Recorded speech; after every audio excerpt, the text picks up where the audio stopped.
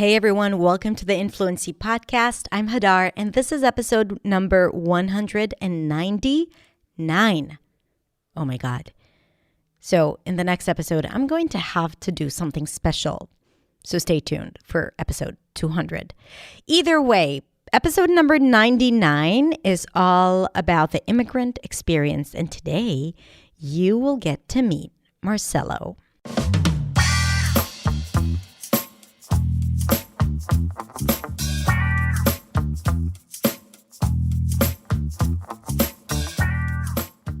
Hey everyone, welcome back. Thank you so much for being here. And today we have another interview episode that is part of the Immigrant Experience series. If you don't know this yet, then 2022 is the year where we explore the immigrant experience, especially for those of you who have immigrated to a new country, have immigrated in the past, are immigrants or planning on immigrating. Whatever that is, this is for you. But since it's also a conversation about confidence and mindset and English, it's for everyone, really.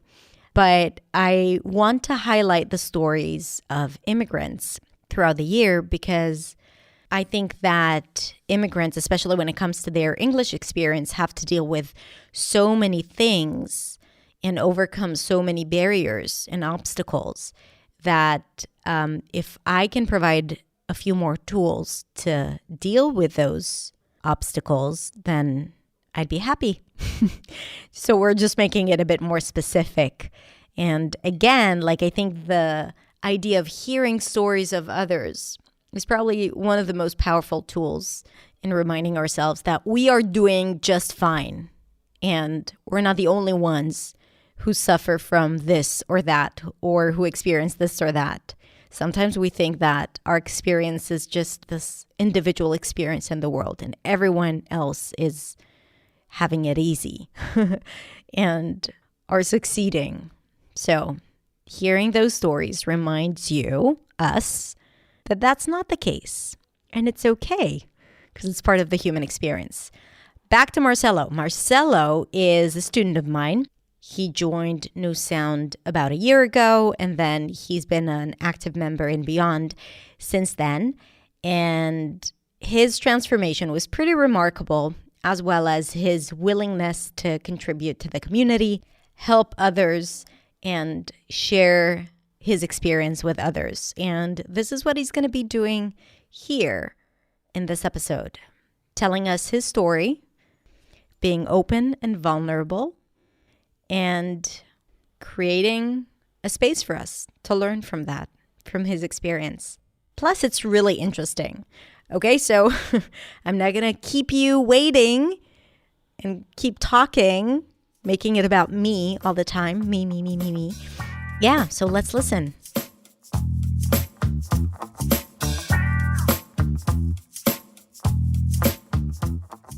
When Marcelo first moved from sunny Sao Paulo to snowy Iowa, the first thing he experienced was depression. He did not feel like he belonged. He felt that English was an obstacle because he wasn't able to fully understand the people he was working with.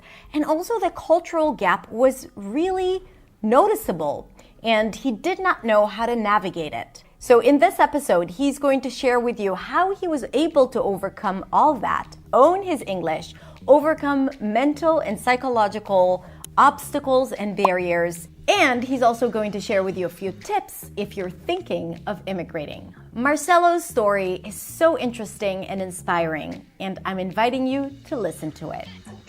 Hey, Marcelo, so good to have you here. How are you doing? I'm doing great. Hi, Hadar. How are you doing? I'm doing amazing. I'm super excited for this interview. We've known each other for quite a bit, for almost a year, I think. Almost a year, yes. And I can't wait for my audience to get to know you and your story as part of our Immigrant Experience series. So before we begin, why don't you just quickly introduce yourself to the audience? Tell us where you're from and maybe where you live right now. All right. I'm Brazilian. I'm from São Paulo. It's one of the biggest cities in Brazil with more than 20 million people. And right now I'm living here in Austin, Texas. Austin is the capital of Texas. Completely different from Sao Paulo, but I really like it. How long have you been living there? Here in Austin, I moved here in 2016. It's been 6 years. Yeah.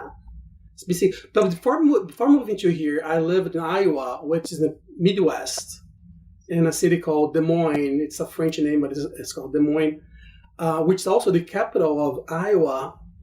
And moving from the Midwest to the South of the United States was kind of shocking for me because they have a different culture, and I had to adapt. I must say that I really liked the South compared to the Midwest. How would you define the difference between the two? The Midwest, there's less diversity. The state per se, I think, has only 2 or 3% of diversity. But Des Moines, I think it had I would say 86% of white people, and the rest was like Latinos, Black, and other maybe Native Americans.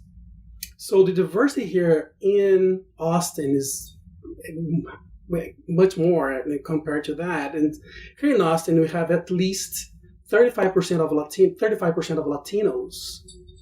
And that to me is like, it's a huge difference, and it makes me feel like more I'm part of the society, part of the community.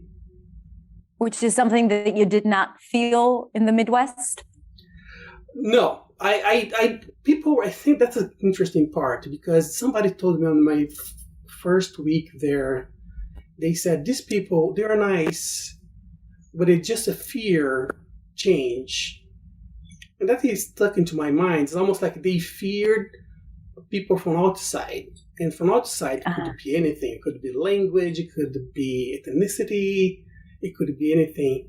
And he even told me, he was a nice guy, and he told me, because he took me to a baseball game, and he was really nice, and he said, oh, that's sad, because the companies bring you guys here and just drop. Because that's what happened. They brought us here to work. I first of all, I didn't know it would be Iowa at the time, but they brought us there. They brought me there and just dropped me. And I had to decide by myself where to live, everything, to figure out everything.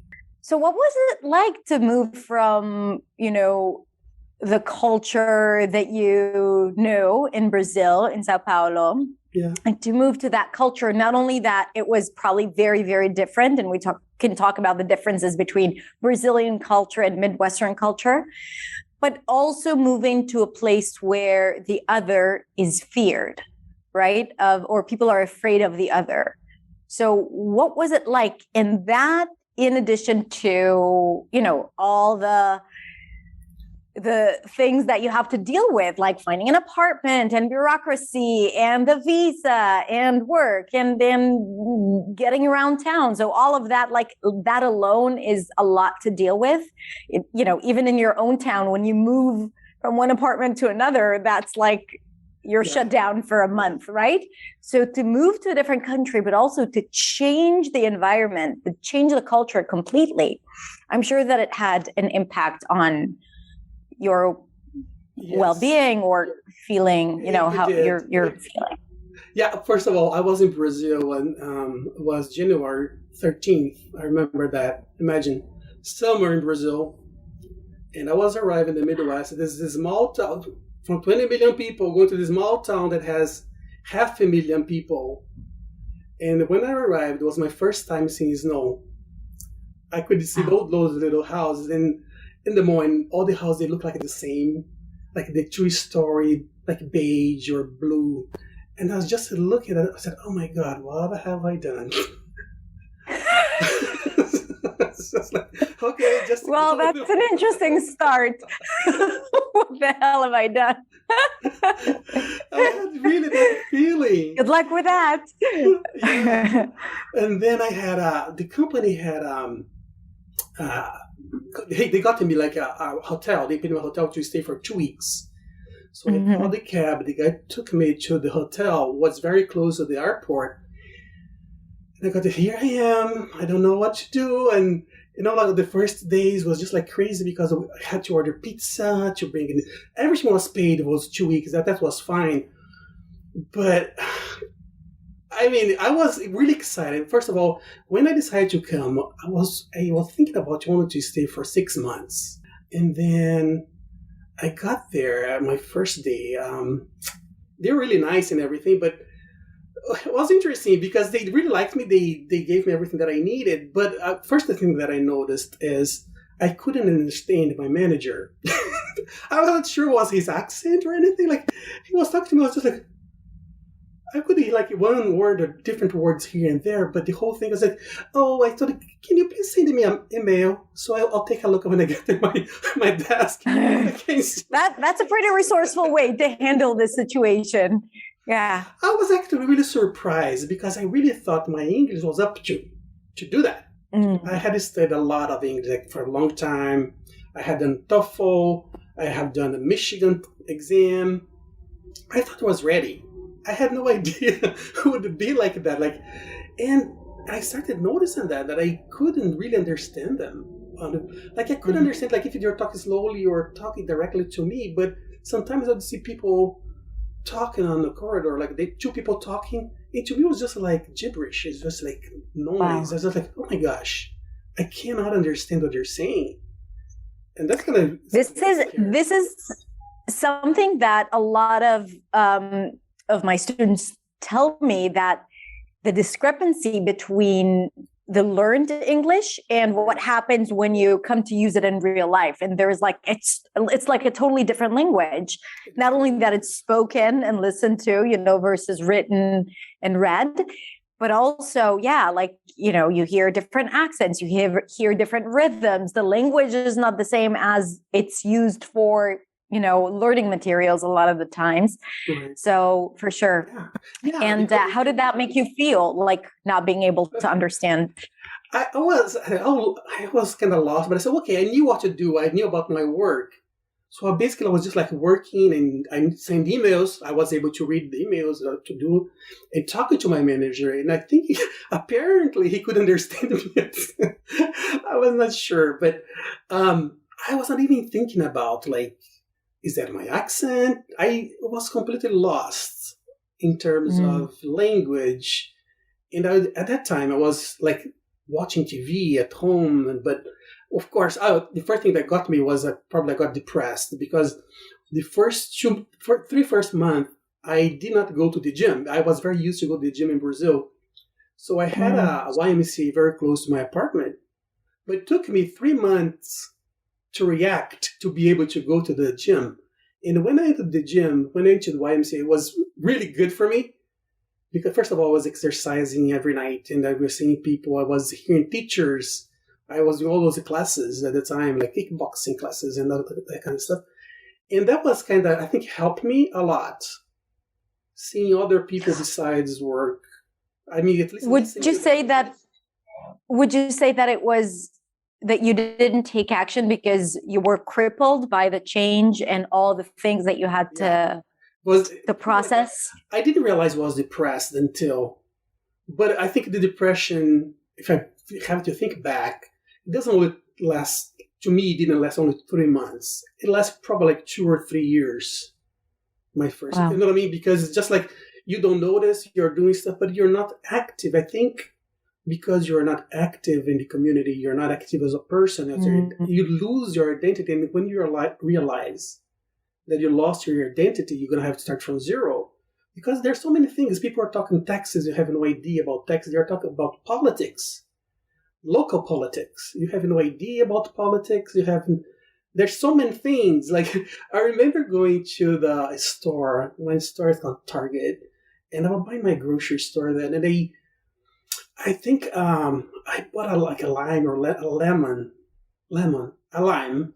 and I asked the lady, "Oh, I don't know the name of this thing," and she said, "Why did you buy if you don't know what it is?"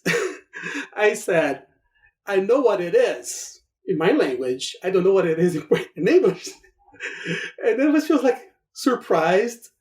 Like, see, like it seems like people are not really prepared to have these people strange. First of all, it was like completely strange color, accent and whatever they, but I was taking this as I would stay there. And the thing is, after 3 months, they offered me permanent position. They offered me a green card. They would take care of everything.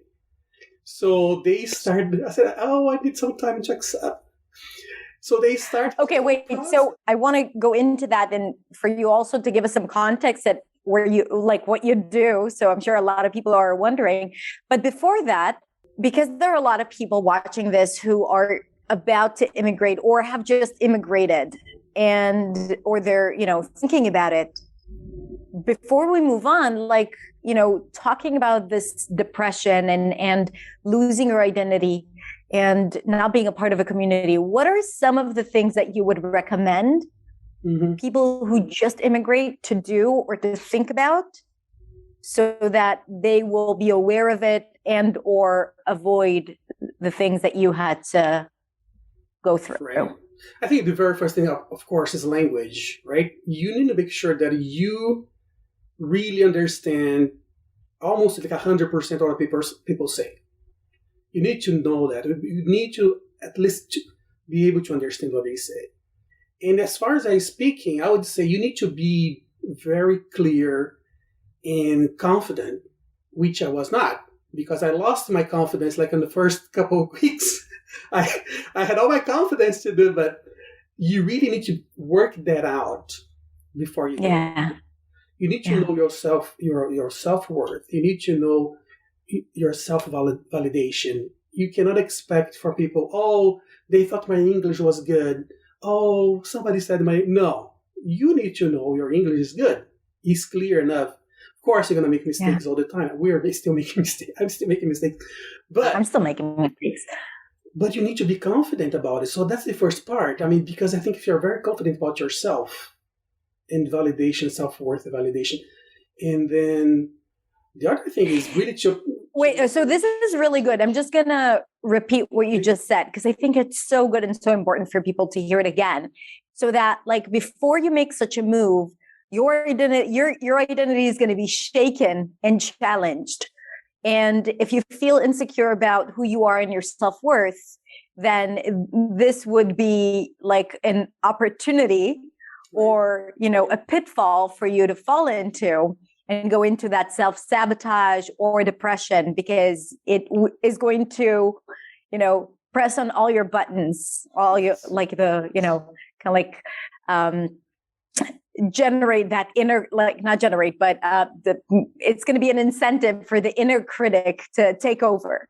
Right. So to really do some personal work on your mindset and your self-worth, and remember that you are worthy no matter what happens. Right. And I think this is such a good point, and no one thinks about it. We think about how to move our stuff across the ocean or across the continent, but we don't think about that. More so because the American society, they are very hard. At least at work, people are really they're kind of seeing from outside. They're almost like they're rude, right? Because everybody, they talk in your face whatever needs to be done. You need to be prepared for that. In Brazil, there's a lot of avoidance. People won't tell you. Everything's fine. People get late at the meetings. You're going to be in a very harsh environment. Not bad environment. Just you need to be prepared for that.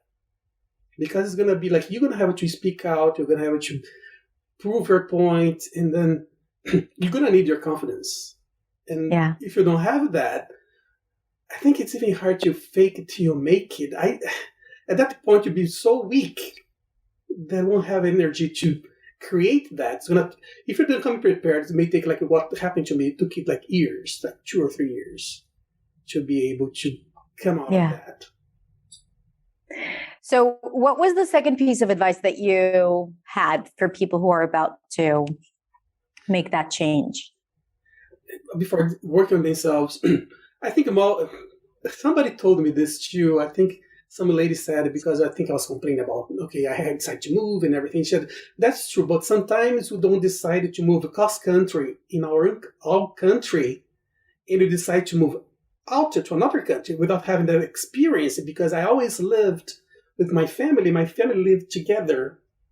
Everybody lived like 5-10 minutes to each other. Mm. So and of course, I've never thought about that living in Brazil. Oh, I'm going to move to, I was from São Paulo. I'm going to move to Amazon, or I'm going to move to whatever it is, because then it would be experience to me how it is to live far from your family. Mm. Because if you're not to bring your whole family, then you're going to be by yourself. So you need to have that, like the preparation, the psychological preparation is very important as much as language. And that's something that I think if you have that, that's a very interesting experience, because like it took me a long time to buy a car and be driving around, seeing, that'll be the fun part. That'll be for me to go to places, go to restaurants, go here and there. I didn't have that because I was afraid. Oh, I was in my little apartment after work, run to the apartment and staying there like for 2 or 3 years. So that's the part that I think you need to have, preparing yourself. Yeah. I mean, for me, just the thought, where I live, it's very sunny and hot usually. Yeah. So, and I'm a sucker for sun. My last name means sun. Like if I don't get a little bit of sun on my face every day, I'm depressed. So I don't know about you, but like you also come from a warmer country and you came from summer. And it feels like just that alone, moving into the deep winter of the Midwest, that must have had an impact that you didn't even think about. No, didn't think about it. It's fun. At the first time, it's kind of fun because all those snow and it's fluffy, a lot of snow. But then you were like, I remember like it would start in October and would go until April. It was almost like 6 months cold, 6 months. Yeah. It was just like, it's just, on top of everything being like harsh and, when they have to prove yourself. I don't know how I did it, actually. You're my hero, Marcelo. You're my hero right now. I don't know how I did it.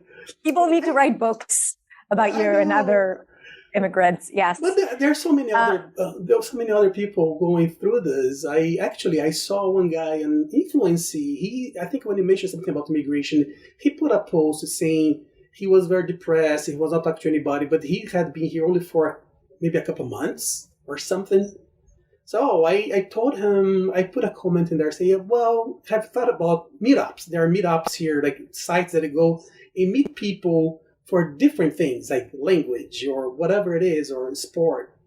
That at least you have a chance for you to go and meet people, maybe some people, maybe other expats or people like from your country or your own country. So build a community around you, surround yourself with a community, even if it's not physical. I think that even being a part of a virtual community, but a strong one like the Influency community or We're in Beyond. So I think it's really important to create that for yourself if you're going into a new place, because to do all that on your own, it's just way too demanding, I think. It is very demanding, yeah. But I think, I'm not sure how it is today. Things like the internet exploded, the media. Yeah. I'm not sure if that's still easier. I know that, for instance, right now we have people, there are, how they call nomads, right? The digital nomads. Digital nomads, right? And they travel just like they're on vacation, because they're just from country to country. Yeah. I think it's a different attitude. That's a different attitude, yes. But if you go to emigrate, to be part of the other country, to go through the process, I think that's not that fun. Because you're not traveling all the time, right? You have to work and you don't have a lot and also, of time. I think digital nomads, they select very international places with a lot of foreigners and a lot of travelers, and not deserted cities in the Midwest, Midwest, So, yes. Exactly. Okay, so Marcelo, tell us a little bit about what you do.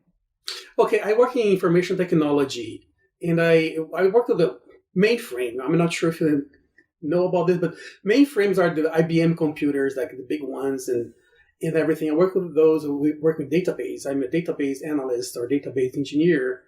And the thing is, my idea when I came to the United States actually was, I really want to really go deep in my career and learn more stuff. What I noticed when I came here, and might be because related to the language and everything, I didn't have a chance to explore everything that I wanted. And then I stayed kind of stuck doing that thing that I kind of knew how to do it. So I think that's the other point, how your career is going to progress. You need to plan for your career. Is that worth going there? Is your career is going to be better if you do it? And so it takes time because people don't know how much you're capable of doing stuff. It's going to take time to know you.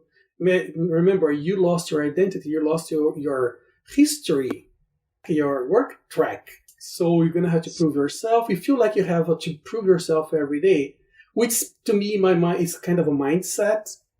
You need to get, I had to say something about it today. Forget about this. Forget about having to prove yourself, which is hard to tell someone because that's bad. Like, if you have to prove yourself every day, you're going to be needing validation daily, which is, you know what I mean? How can I go work that part of your inner experience if you have to need validation from others all the time? Yeah.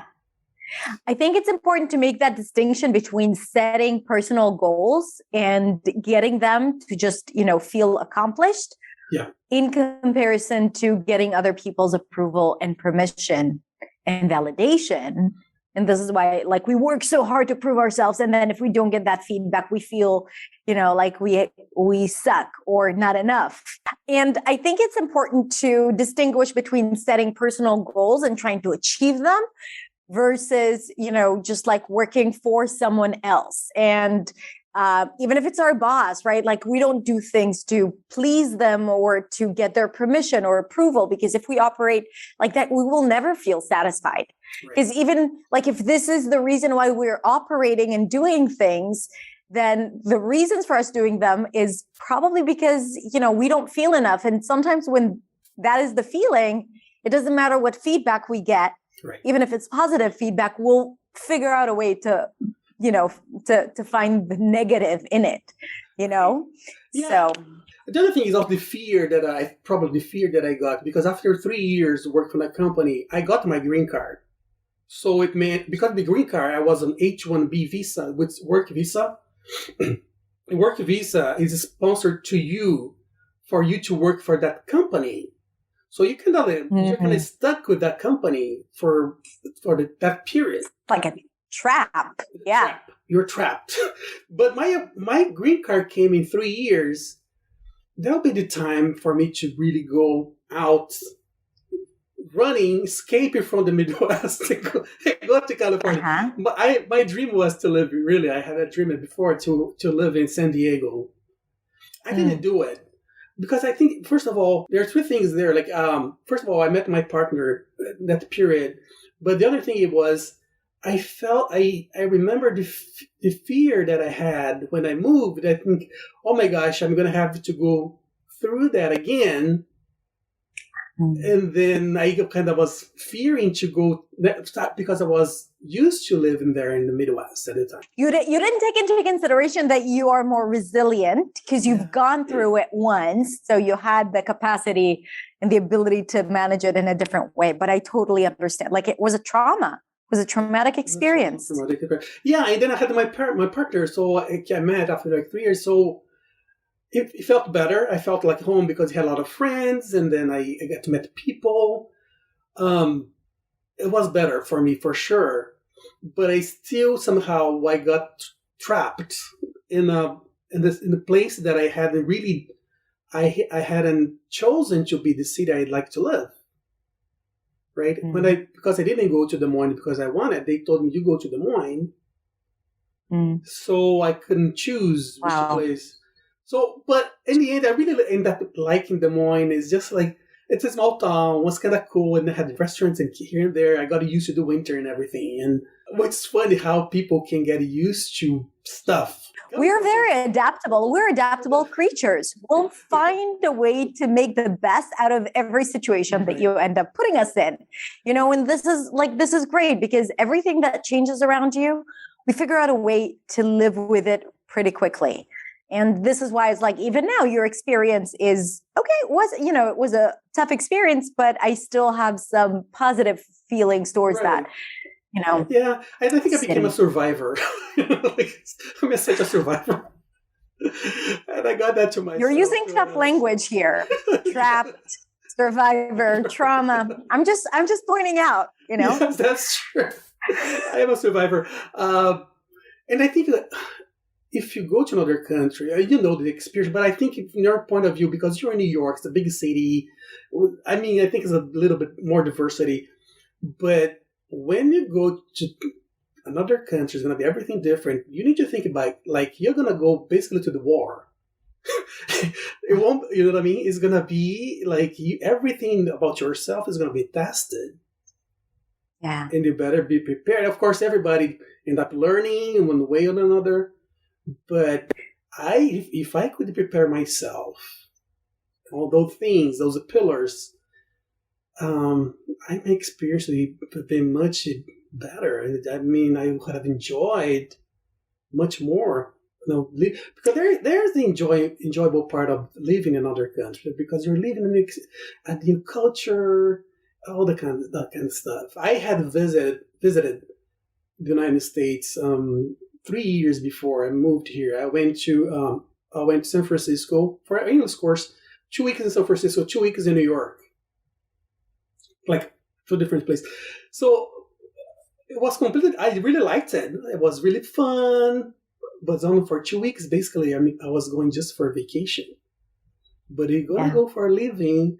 I don't know. I'm not sure what people think about it. You're gonna do that. Yeah. So first of all, you're totally scaring them right now. So, so just to like reorganize reframe the whole thing, Marcelo, looking back where you are today, are you happy that you made that decision to immigrate? I definitely had to move to the United States as a person and everything, as a, really to express myself as a person. I am a gay man, so I came into this country. I was able to come out and be myself right away. Wow. So that's, very important to me. If I had to stay there in Brazil, I'm not sure what had happened. But here, there was this part that was being myself. And it was very easy to do that, even in Des Moines. It's so interesting because, like, on one hand, you're telling me I had to leave my identity right behind, yet it's kind of like you're tapping into or creating a new identity. Yes. So there are like all the hardships around that. But at the same time, there is freedom in it. There's freedom. There was freedom. Yes, I think that's right. I didn't have the experience of being a gay man in Brazil, but I was able to do that here. And Des Moines was actually, Iowa was the first state, I think one of the first states in the United States that accepted gay marriage, that allowed gay marriage. I'm not married, but I have my partner from that time, but we are still together. We're not married. But I liked the idea that Iowa had that. So at the same time, you cannot say those people are mean or anything. It's just like, it's very confusing. Are they just fearing people from outside when they get to know you? It's, you know what I mean? They will hug you. It's nice. When I moved, and like what my experience, Israel is a very, Israeli culture is very intimate. Like there is like no personal space. We're in each other's lives, right? We're in your face, we're in your life, for better or for worse, right? And the connections within the family is really powerful. And we say what we think. We're very straightforward. And when I moved to the US, so the interesting thing for me was actually like when I moved at the age of 21, for me, I actually wanted to leave everything behind. I wanted to start fresh. I wanted to leave my identity. So I joyfully immersed myself completely, letting go of any, identity traces that I've had. So I completely surrendered to that new culture. But I have to say, if now like that would never happen to me right now, because for me, like I'm very kind of like I feel a lot more centered in where I am, like culturally and identity wise. But I think that like there's something about American culture that for me was very indirect. I know that for you, it was kind of like more straightforward and direct, but for me, it was like very indirect. The connections were different. Like the level in which you connect with people is different, and it takes a little longer to have that really, really strong bond. I ended up having very good friends who were Americans, but I ended up also really connecting with all the, the foreigners, like the Canadians and the Brazilians and the Europeans, and I ended up having stronger relationships with, and I think it had to do with the type of culture that we shared. I want to talk about something that came up in one of our coaching sessions. So Marcelo was a new sound member, one of my programs, and in the program we have coaching sessions, and there was one session where we talked about English, like the struggles of communicating in English in a different place, in a different culture, but also experiencing microaggressions and micro inequalities being a non-native speaker and being also an immigrant or foreigner, the way they see us. So can you talk to that a little bit? Yeah, I think microaggression is probably the best word for this, because I don't remember having any racism act towards me. Never happened. But microaggression for sure. Like overhearing people saying, oh, doesn't have any skills, but somebody else also defended me. Yes, he does. Like things like that. Like, would you define microaggression for those who don't know this term? Microaggression, to me at least, is like those things that you don't know if people are really attacking you. It's like some kind of a joke or something they say as a nonchalant, just saying that. But after like maybe a minute, you say, oh, I think that person offended me. But then it's past the time, you cannot go back. But the trauma stayed there with you. That's the problem, the trauma. Because imagine that happening several times, or in different places. When you go buy something, when you go for lunch, somebody says something to you. Or I remember going to the mall and then waiting for the bus, and this lady said, she started talking to me, and then she said, do you speak English? I said, were we talking this before? Why are you asking me? Like, it's just like, that's such a condescending question. Microaggression here and there is just, So, and that's the part to me that it's very important to have your, self-worth, because you need to be prepared for when that happens to you. You need to establish boundaries. And right away, you're going to confront those people. You're going to ask them what they're doing, or you can just turn that off and don't care about them. Turn around and leave them talk to themselves. So that's very important to have that. And it's very healthy. I mean, it makes it fun because you're not afraid to go into interactions and to connect with the people, because they won't be able to do anything to you. You're an adult right now. So you can take care of yourself. And that's the best thing to know. That's just perfect. And I think that what you said really, I'm sure that a lot of people have experienced the same thing and they couldn't put it in words. And I think that by you defining it and being, and saying, this is something that I struggled with, and that really kind of like really confused me, because I think that experience of like, that's microaggression, that you're like, you freeze when that happens, because it's not overt racism or discrimination, right? Like something's happening, but you freeze. I experienced it a few times too. And I'm like, okay. And you shut down. And then after there was like this rage or anger is like, who do they think they are? Or why am I feeling this way? Or, you start rationalizing it too. Oh, she was just trying to be nice. Yes. Oh, she doesn't really know, or he didn't mean to look like he's scared around me. I just interpret it. So you start psyching yourself out with, reinterpreting what actually happened, when in fact, yes, this is something legit that is happening, that we need to know how to manage those situations.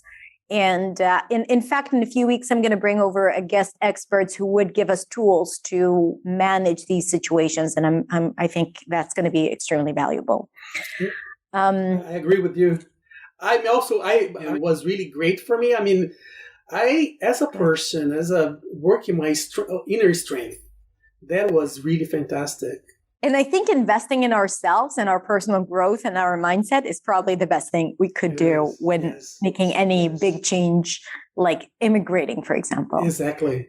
Yes, I agree with you. So, Marcelo, before we wrap up, why don't you tell us a little bit about your plans for the upcoming year living in the States? Right. So after doing a new sound, it was a huge change to me in terms of communication. And now doing beyond, I am able to go live and talk to people. I'm not afraid. It doesn't matter how many people we have in a Zoom meeting or even in real life. If I have to, I'm gonna be able to talk. I'm not afraid to do that anymore. I don't think I could do that in the past. But in the future, I want to learn a lot of things. But one thing that I also learned to do is I want to learn things without the pressure that I have to use that, or I need to use that for money. So I'm a very curious guy. I want to learn a lot of things. And I don't know, maybe in the future, who knows, I can even decide to open my own business, and I'll be happy to do that. If that's for me, I want to do it. So I'm really happy now. I'm looking forward for the future, and I'm learning day by day, learning more. I think we will learn, until the end of our lives, and that makes us more alive.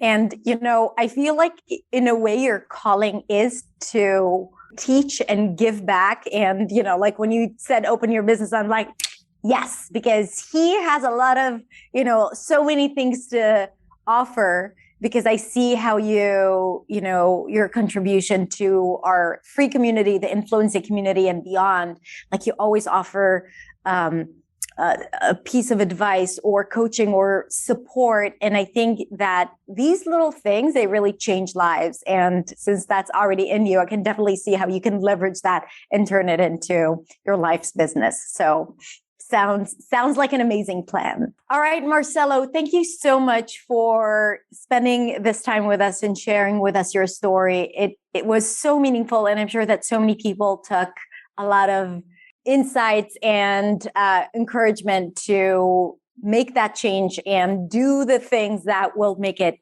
seamless and safe for them. So thank you so much. Thank you. Thanks so much. Thank you for having me here, Heather. It was really nice. Thank you. A real pleasure. I could have continued this conversation for another hour at least. All right. Thank you, Marcelo. With good internet, exactly. All right. Thank you so much for watching. I hope you enjoyed this interview as much as I did. And Marcelo, thank you so much for being so open and vulnerable and sharing with us your story. If you like this episode, consider liking and subscribing to this channel or the podcast, wherever you're listening to this interview. And I'm inviting you to share with us your thoughts about this episode in the comments, or just send me a DM on Instagram at hadar.accentsway. Thank you so much for being here, and I'll see you next week in the next video. Bye.